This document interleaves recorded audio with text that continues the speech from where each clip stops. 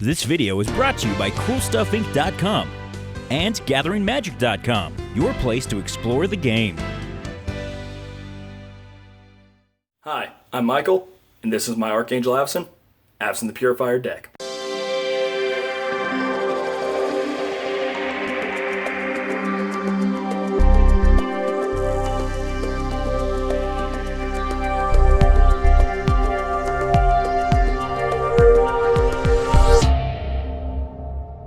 Alright, ladies and gentlemen, before us we have Archangel Avacyn, Avacyn the Purifier, the latest version of everybody's favorite Archangel from the plane of Innistrad, who unfortunately in the Shadows of Innistrad storyline ended up becoming corrupted, and that drove her crazy. She started trying to purify the world by purging all of the citizens and all of the sin from the world. Soren got involved and had to go destroy his creation, and now Avacyn is dead and no longer with us, which, for those of us that were fans of the character, that's kind of sad, but what better way to honor one of our favorite characters than to build a commander deck around her.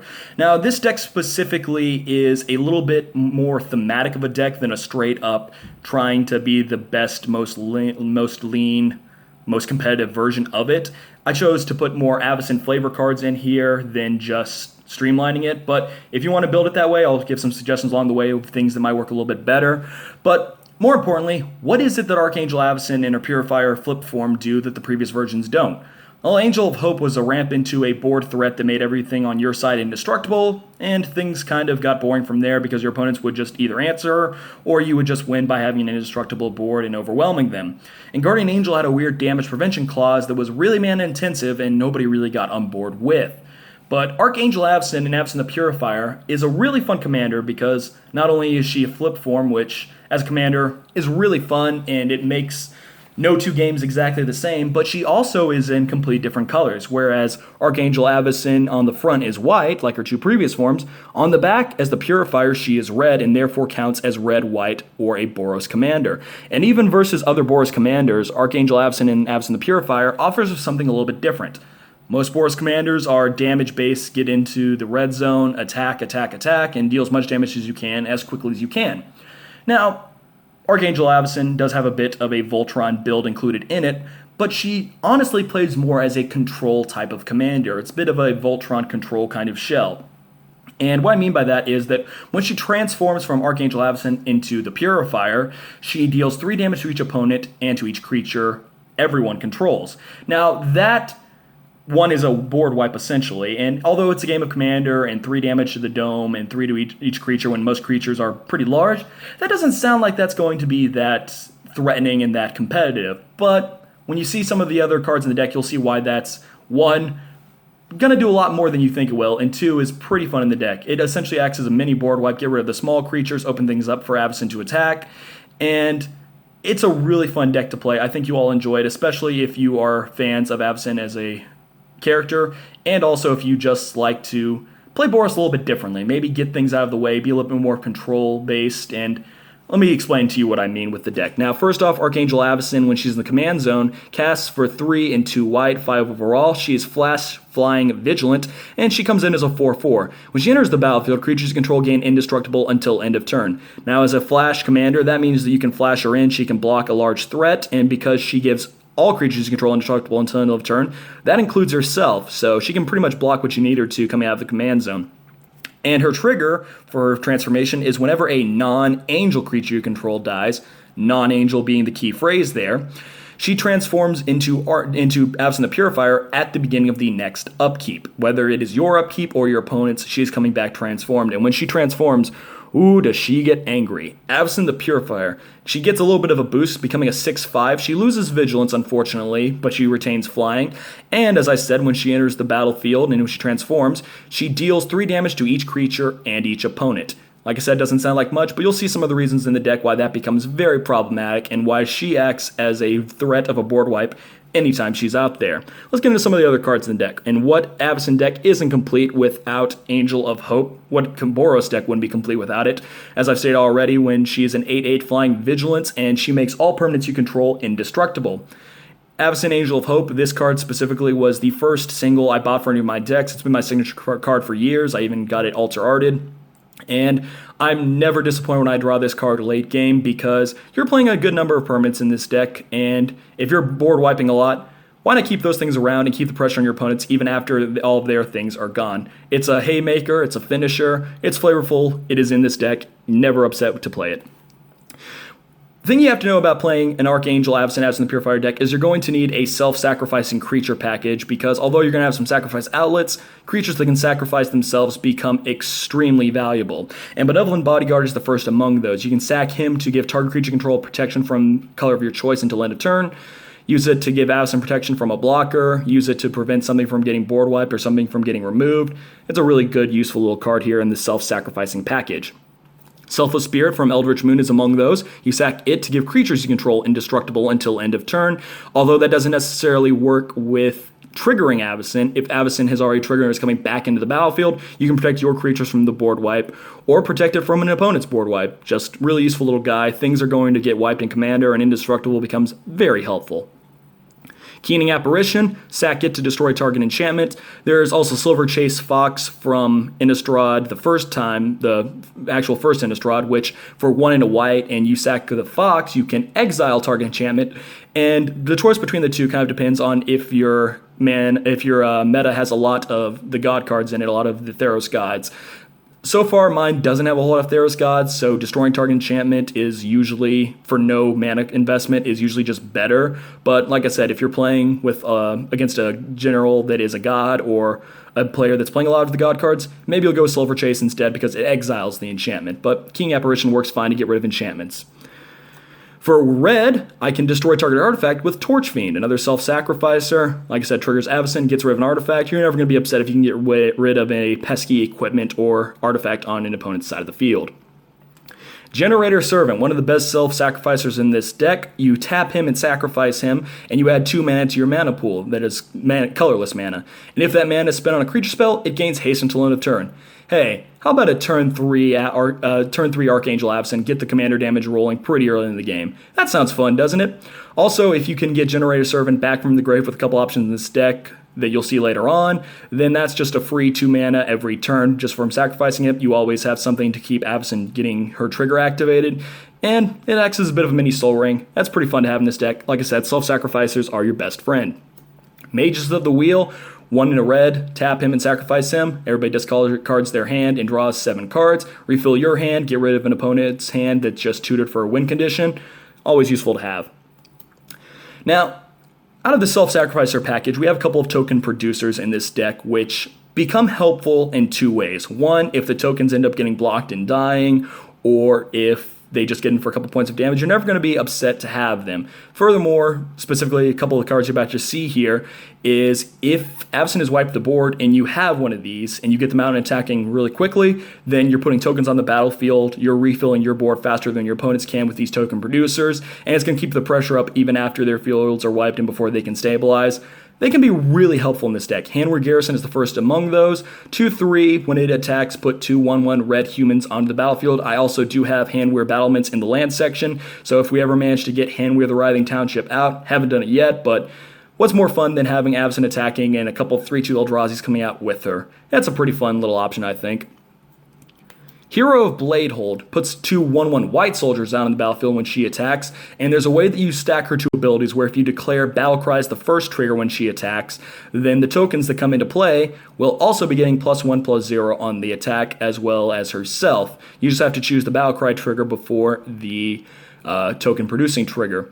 Like I said, token producers help you refill your board and keep the pressure on after Avacyn wipes it, and also can be used simply to trigger Avacyn if you can get one of your opponents to block with them, which they may not be willing to do right off the bat, but a couple points of damage here and there will really start adding up fast in this deck.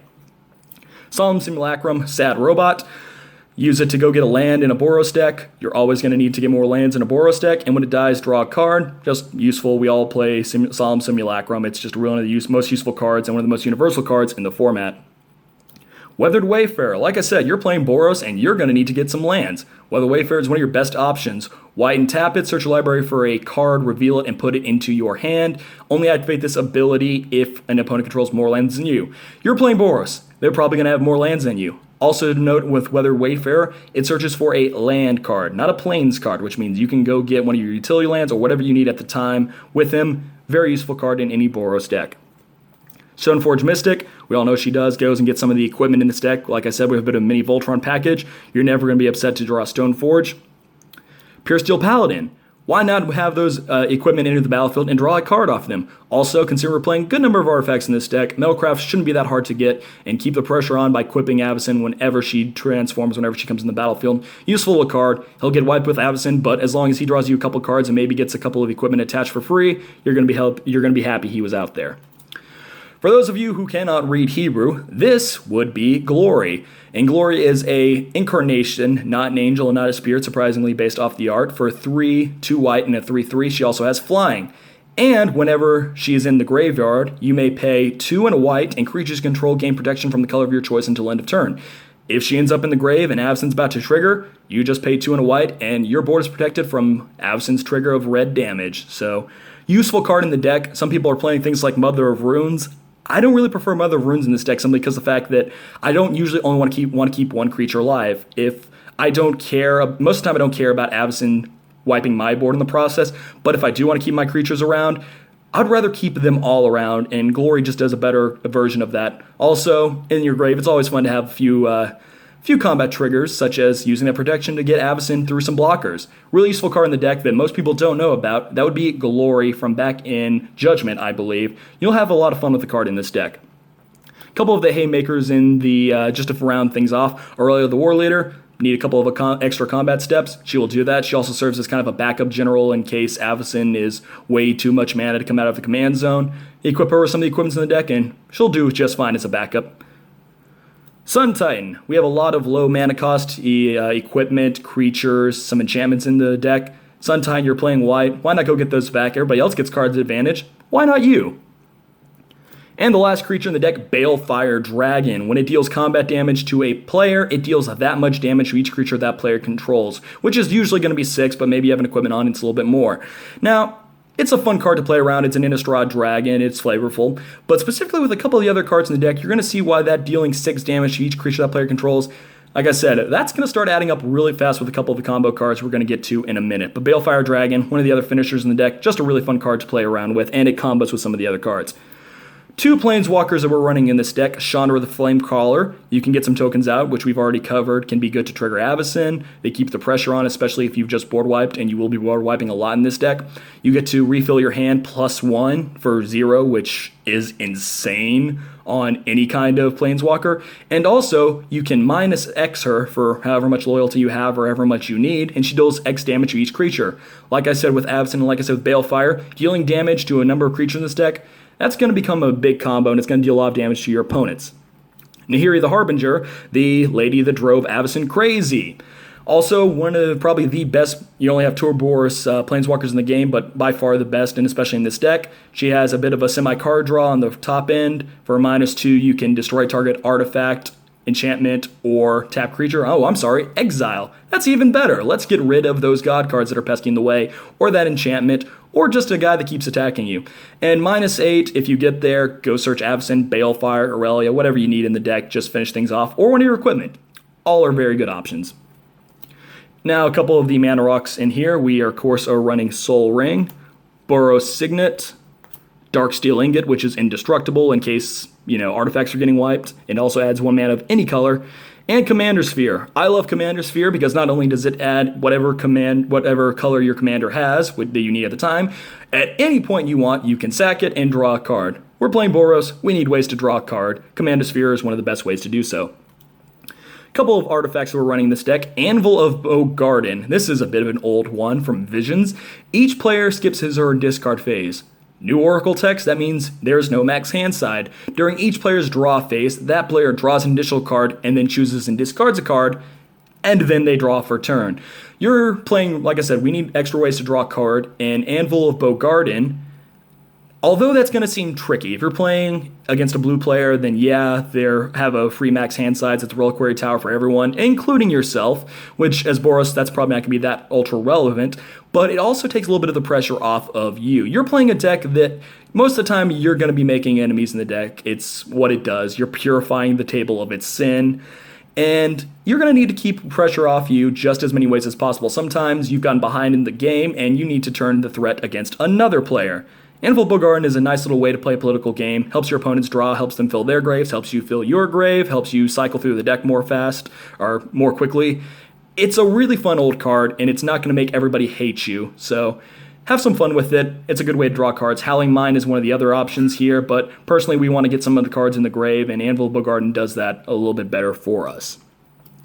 Now, like I said, we're playing a bit of a Voltron package, so why not have something in here with our equipments and our auras that can flash them in, which is amazing. Sagara's Aid. You may cast aura and enchantment cards as though they had flash, and when an equipment enters the battlefield under your control, you may attach it to target creature you control, Avacyn, for free, without paying its an equip cost. This card is from Eldritch Moon, and it is extremely fun to play in this deck. Nothing is better than having Avacyn attack, your opponent think they can have a free block, and then you flash in one of your equipment that changes the combat math completely and turns things in your favor. I wish that it wasn't necessarily Sagara's flavor, because obviously it's an Avacyn deck, but it works, and it works really well. It's a fun new card for Eldritch Moon. If you're playing a Voltron package with equipment, and even if you're playing a few auras, Sagara's Aid is going to be amazing for you. Speaking of, let's get the auras out of the way fast. Bonds of Faith. Is it a great card? Not necessarily, no. But it has one of Avacyn's famous last words, and also the Her Oath, which has been thematic throughout the entire Innistrad blocks. What cannot be destroyed will be bound.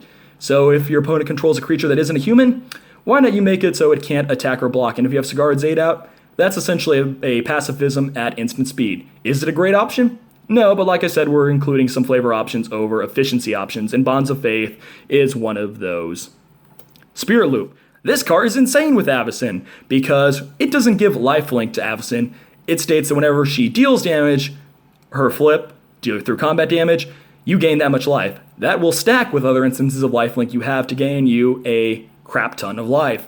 Also, when it enters the graveyard, you can put it back into your hand, and it's only 1 and a white to equip. So even if Avacyn gets sent back to the command zone, she gets destroyed or whatever, put it on one of your other creatures and keep gaining life. This card's really pesky to get rid of. It is a Rancor that is lifelink, but not lifelink because it stacks with it. It is amazing in this deck. You will love playing it. You're never going to be upset to see this in hand.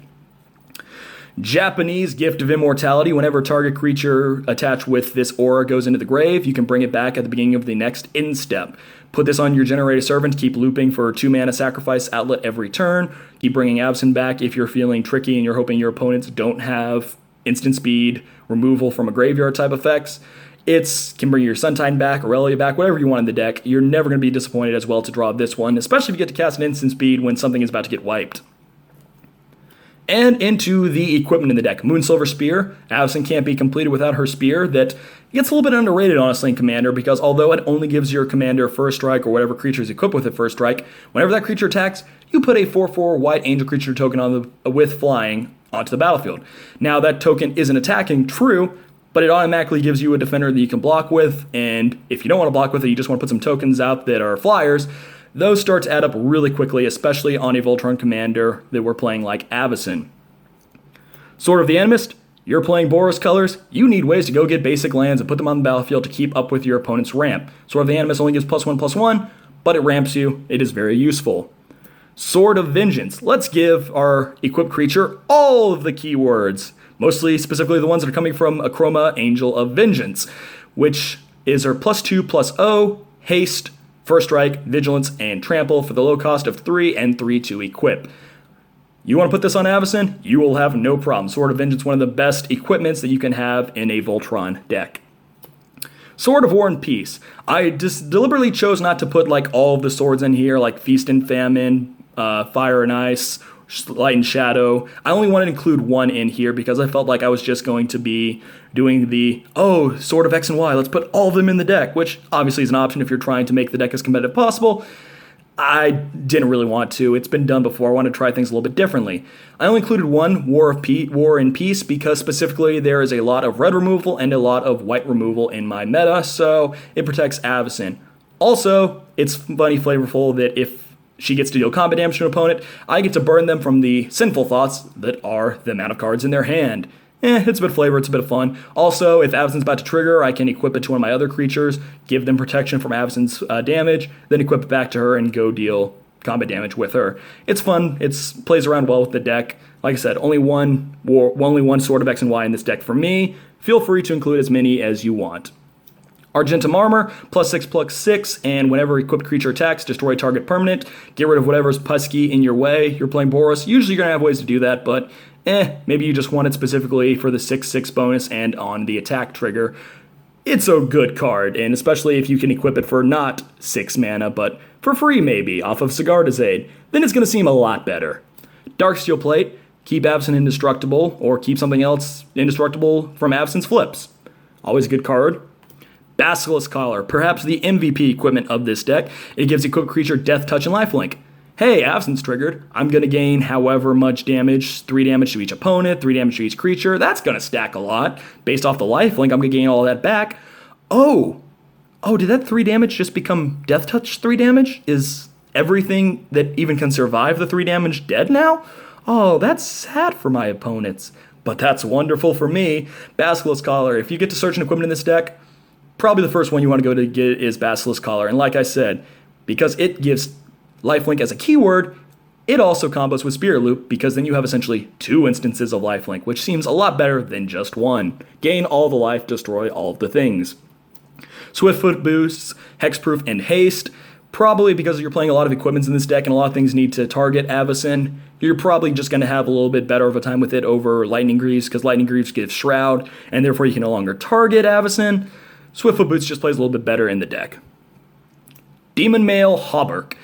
Now, this is not a great equipment, and by no means is the one you're going to see that often, but the +4/+2, it's nice. It gives Avacyn up to, on her flip side, 10 damage, so she's really close at that point to 2-striking an opponent, and its equip is to sacrifice a creature, which when you sacrifice a creature, that gives you essentially another way to trigger Avacyn. That's why it mostly plays well with the deck. It's not great. You can play other equipment in the deck, but it's Innistrad flavored. It combos well with Avacyn, and it gives her some more damage. It's not a bad option.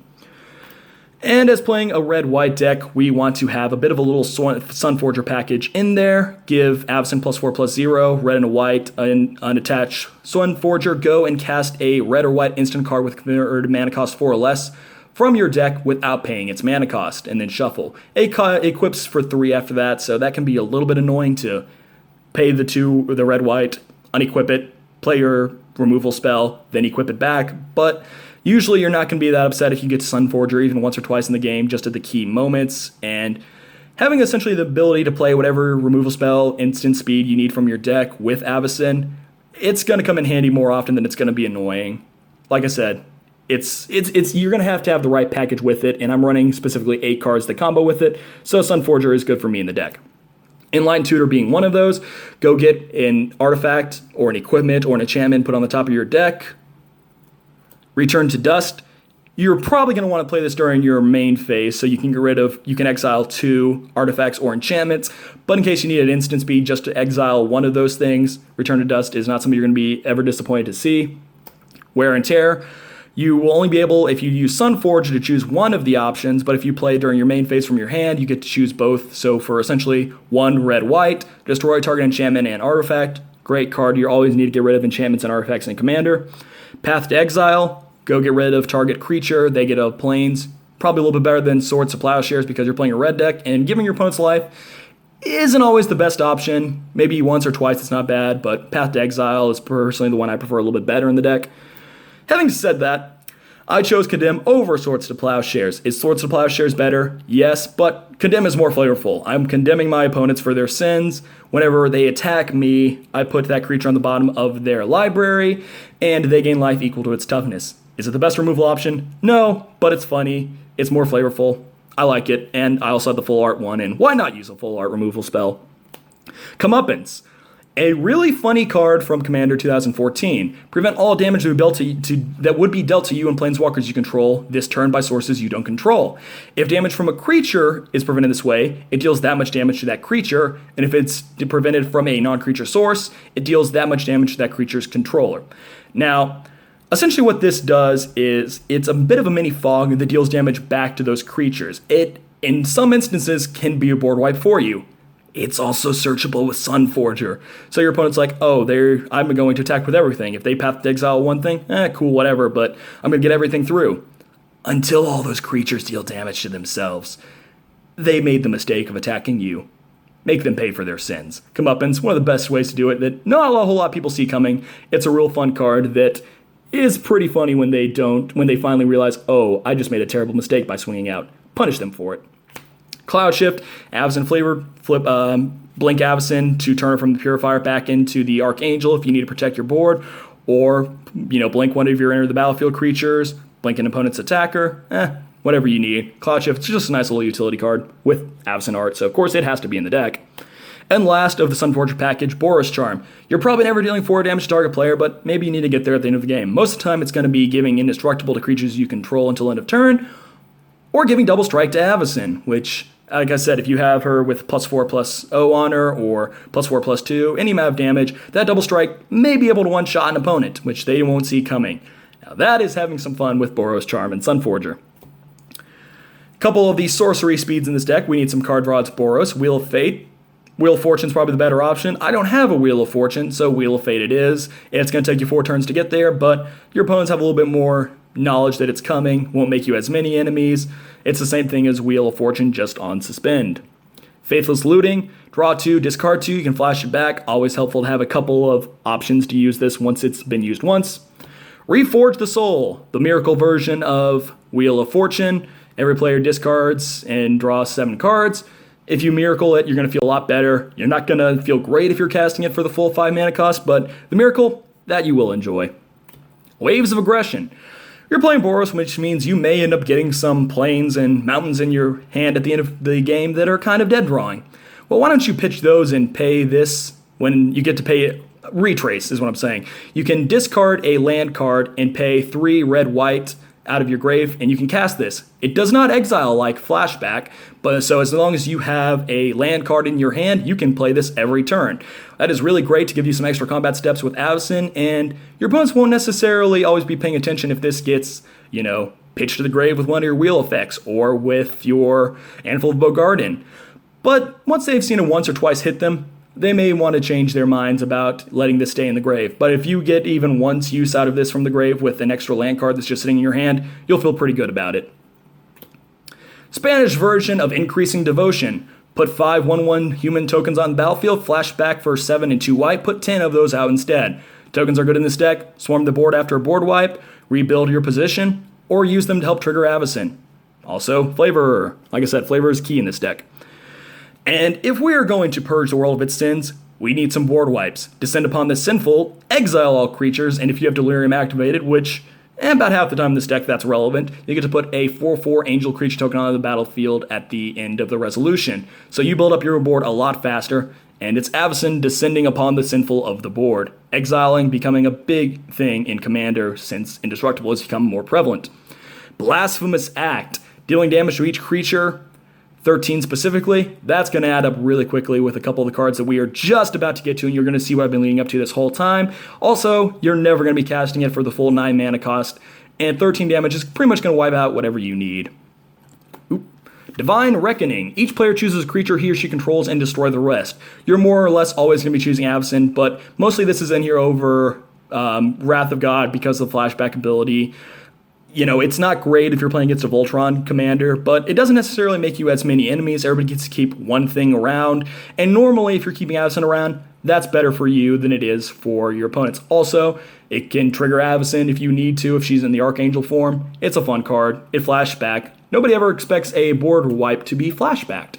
Bonfire of the Damned. I'm pretty much running all of the Innistrad board wipes in this deck, except for Terminus. Bonfire of the Damned, I just wanted to play with a little bit more, and specifically, if one opponent has really been committing sins, you should purify them with some fire and damn them for their sins.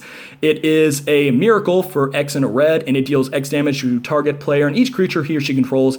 If one opponent is really messing with you, mess with them back. Armageddon, just one land wipe in this deck because my playgroup specifically was not that keen on me having like 3 or 4 in this deck. If you're super competitive, you're playing Boros, if you're ahead in the game, Armageddon, any of the various other destroy all land cards, it's going to put you pretty far ahead with Avacyn, especially if it's Indestructible. Makes your opponents really hard to come back from, and it's probably going to win you the game. Armageddon's the only one I have in this deck. Like I said, if you're ahead, Boros colors, make sure your forest playing opponent or your ramping opponent doesn't have the ability to come back in it. Enchantments in this deck, Goblin Bombardment, one of the other sack outlets, deals 1 damage. Usually it's not as relevant the damage ability, mostly you just need the sack outlet. Gratuitous Violence. Yeah, Avacyn only deals 3 damage to each creature and each opponent, but with Gratuitous Violence that becomes 6. That's a big difference. Also, whenever your creatures attack, they deal double damage. It's you can also play Dictate of the Twin Gods, Furnace of Wrath in this position, whichever one you specifically feel like. I like Gratuitous Violence a little bit better here, and like I said, 3 damage isn't that much. 6 damage, doubling Avacyn's damage output, that is a big difference. Now, why have all those damage outlets been important when they deal damage versus simply destroying? Repercussion. Whenever a creature is dealt damage, now here's the trick, that includes your own, Repercussion deals that much damage to that creature's controller. Yeah, Avacyn triggering against a token player, this can pretty much kill them. Blasphemous Act resolving against a token player, or somebody that has a large board state, this can kill them. A lot of things in this deck triggering with Repercussion out are going to kill players. It's a fast way to end games. It's an old card that not a whole lot of people know about. In this deck, it is an MVP and it is extremely fun. Go play with Repercussion and enjoy yourself. Witch Hunt, just personally one of my favorite enchantment cards.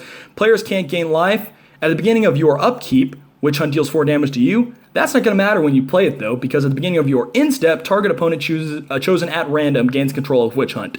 Just watch the world go crazy and anarchy spread as Witch Hunt goes around the board. Nobody gets to gain life, unfortunately you don't, but you're playing a red deck. That's not going to matter as much. Just watch that 4 damage add up, add up, add up, and then somebody freak out because they're less than 4 life, and there may possibly get Witch Hunt and kill them. Witch Hunt, really fun card. Have some fun in the deck. It's also flavorful because the world's going crazy. Angels are purging us. Now we have to find the witches. And assemble the Legion. Put some tokens on the battlefield. Red-white deck. This thing starts adding up because you get 1 token, 2, 3. It just adds up. It adds up. It's a finisher in the deck. You're never going to be disappointed playing this in a Boros deck. Last but not least of the non-lands is land tax. Like I said, you're playing Boros. You need ways to go get lands. Land tax does that for you. Lands in the deck, Command Tower, give whatever mana you need. City of Brass, it pings you, but you give mana of whatever you need. Opal Palace, whenever you're playing Avacyn, make sure it gets a +1/+1 counter whenever she comes in the battlefield. And that is also a key thing that some people forget. This also can be done even when you play her the first time. If you want to wait and play her for 6 mana, give her a +1/+1 as soon as she comes out the first time. Sacred Foundry, Clifftop Retreat, Battlefield Forge, Temple of Triumph, Boros Garrison, the dual lands for the Boros colors, Forgotten Cave, and Secluded Steppe, just so we have a couple of cyclers if we need an extra card draw. A couple things to give haste, like I mentioned earlier, Hanweir Battlements. Red, tap it, target creature gains haste. And for 3 and 2 red, if you have the Hanweir Garrison out, you can transform it into Hanweir the Writhing Township. Like I said, I haven't got to it yet. Hopefully I will at some point. It's a fun utility little card, and it's for Innistrad. That's flavor. Hall of the Bandit Lord. This comes into play tapped, but and this is the bit of the tricky situation. It's not always going to be the card you want to have, but when you have it, wow, does it become great. Pay 3 life and tap it, add 1 mana to your mana pool that is colorless, and if it's spent on a creature spell, it gains haste. Not a whole lot of things give haste in this deck other than Swiftfoot and Hanweir. Hall of the Bandit Lord, give Avacyn haste, give one of your other creatures haste. It can become pretty handy in a deck when you just need to get that damage through after you've board wiped and you need to get something out there attacking really fast. Gallery Sanitarium, each player draws and discards for 2 and tapping it. Like I said, filter your deck, draw in Boros is key. Slayer's Stronghold, red and white, give Avacyn +2/+0 and Vigilance and haste until end of turn. Homeward Path, if you're playing against that pesky blue player that keeps trying to take your things, why not go get it back? Rogue's Passage, 4 and tap it, target creature's unblockable this turn. Use that to make Avacyn unblockable and get some damage through. Use it politically. Make one of your opponent's creatures unblockable till end of turn so that they can finish off an opponent or trigger one of their abilities. It's a surprisingly political card in the deck. Serif Sanctuary, you usually don't have a lot of angels to trigger the life gain ability, but it's Avacyn statue, it's flavorful, it gets in. Ghost Quarter, go blow up that target land that's really annoying you. Keep an opponent off the color, get rid of a Maze of Ith, get rid of a utility land. Ghost Quarter, it's always helpful in the deck, especially if you don't have wastelands or strip lands like some of us. Speaking of not having the best lands, Evolving Wilds, don't necessarily want to go pay $80 or whatever for the Boros fetch land, so Evolving Wilds does the job just as well. Finally, we have 11 plains and 7 mountains to wrap up our land base. Thanks for watching CMDR Decks. Please give this a like, favorite, and subscribe.